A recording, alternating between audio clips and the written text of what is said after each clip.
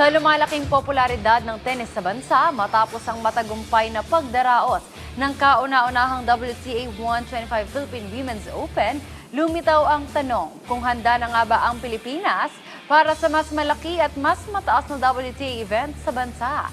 Para sa detalye, narito ang report ni Paolo Salamatin.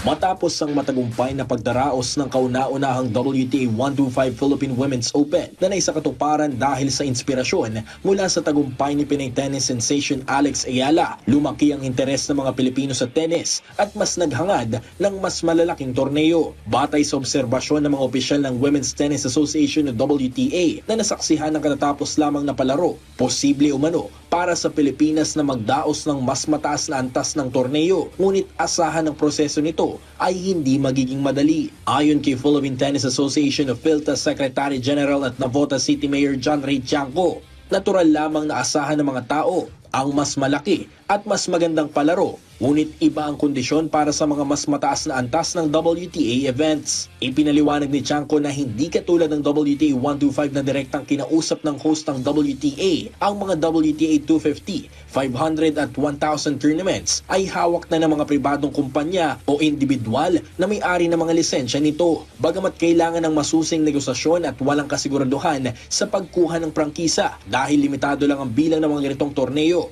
Kapag naisaayos ito, ay magtutulungan ng pamahalaan, ang PhilTA at ang mga private organizations upang maisakatuparan ng nasabing kompetisyon. Samantala, pinuri naman ng WTA supervisor na si Cristina Romero ang pag-host ng Pilipinas sa Philippine Women's Open at sinabi na may kakayahan ng bansa na magdaos ng mas malaking international tournaments sa Pilipinas. Ipinaliwanag din niya na ang pagdaragdag ng mas mataas na antas ng torneo sa kalendaryo ng WTA ay dadaan sa ilang mga pagpupulong tulad ng Players Council at Tournament Council na siyang nagpapasya kung may pwesto pa sa kanilang calendar of events. Nauna nang ipinahayag ni PSC Chairman Patrick Gregorio ang hangarin ng bansa na magdaos ng isang WTA 250 event upang mas maengganyo ang kabataan at mabigyan ng mas malawak na exposure ang mga umaangat na tennis players ng Pilipinas. Paolo Salamatin para sa Atletang Pilipino, para sa Bagong Pilipinas.